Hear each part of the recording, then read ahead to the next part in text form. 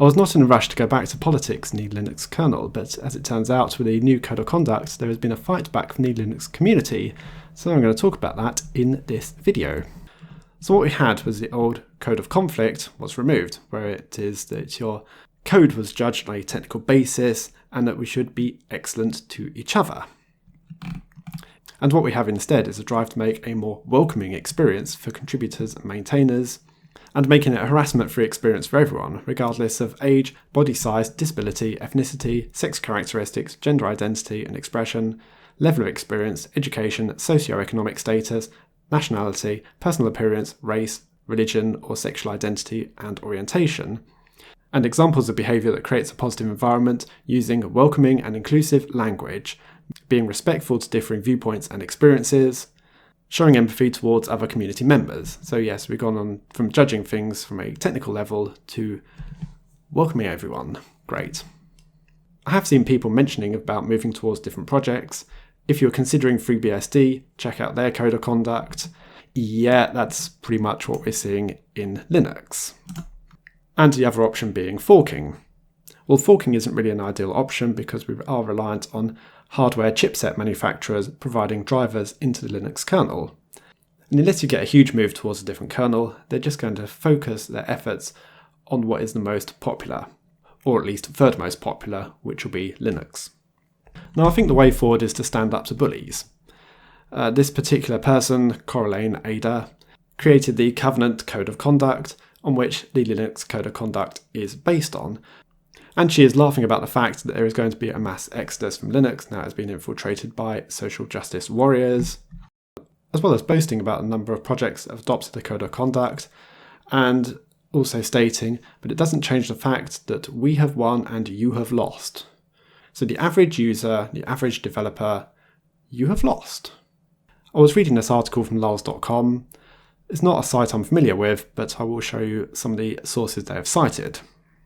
And this one in particular is a plea to unfuck the Code of Conduct, which has been sent to the Linux mailing list, where it has been stated that contributors can at any time rescind the license grant regarding their property via written notice to those whom they are rescinding the grant from regarding their property code. The GPL version 2 lacks a no rescission clause. The GPL version 3 has such a clause to attempt to furnish defendants with an estoppel defense.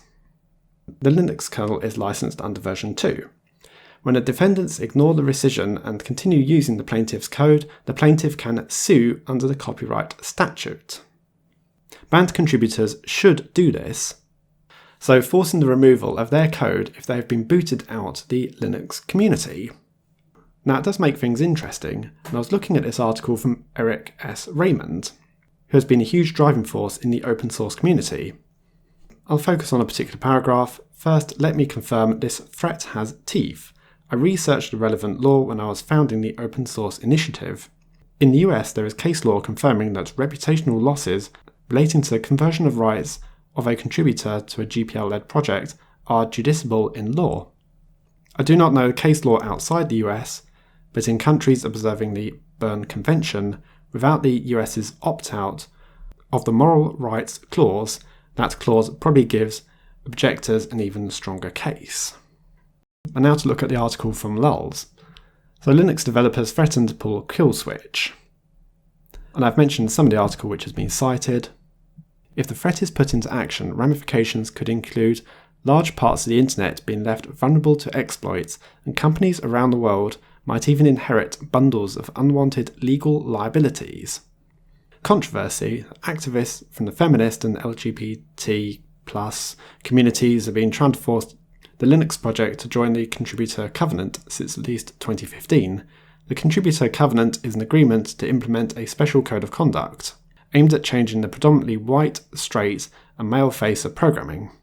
The code of conduct is controversial, particularly because it allows anyone to be banned from contributing code for any reason, usually with no mechanism for oversight or accountability.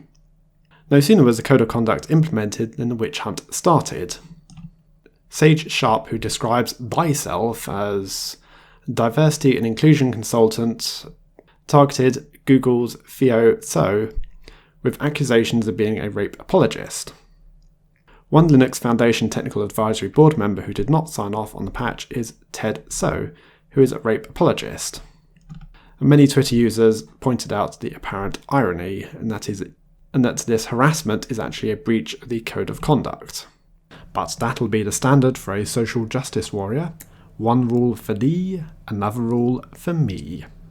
Several users on 4chan's technical board speculate that Theo is targeted because he famously resisted an Intel backdoor, in which Intel engineers wanted /dev/random to rely only on the rdrand instruction. The SIGINT Enable project had found ways inside some of the encryption chips that scramble information for businesses and governments, either by working with chip makers to insert backdoors, relying solely on the hardware random number generator, which is using an implementation sealed inside a chip, which is impossible to audit, is a bad idea. So yeah, that would have been a massive detriment to security and a massive boost for the NSA and GCHQ and other intelligence agencies, and that they would be looking more at a pseudo-random number generator rather than a complete random number generator. So it will make breaking encryption a lot easier. Interesting speculation. Insertion of the code of conduct into other projects has heralded witch hunts where good contributors are removed over trivial matters or even events that happened a long time ago, like Larry Garfield, a prominent Drupal contributor who was purged after it was discovered he had a sex fetish where women are submissive. The lack of proper definitions for punishments, timeframes, and even what constitutes abuse or harassment leaves the code of conduct wide open for abuse. It gives people charged with enforcement omnipotent and unaccountable power. It could force acceptance of contributions that wouldn't make the cut if made by cis white males. And the code of conduct is purely about power. So it's really point number 4 that is very important, and that we shouldn't just be accepting code because it comes from a person who is a minority.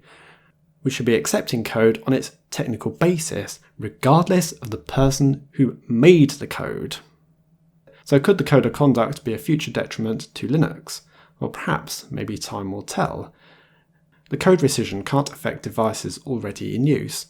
It really is only going to affect systems with a brand new Linux kernel. So we'll be looking at Linux kernel 4.19, or probably more like 4.20, as that's going to be the version where a lot of the changes are now going to take place. So older Linux kernels are going to be okay to use.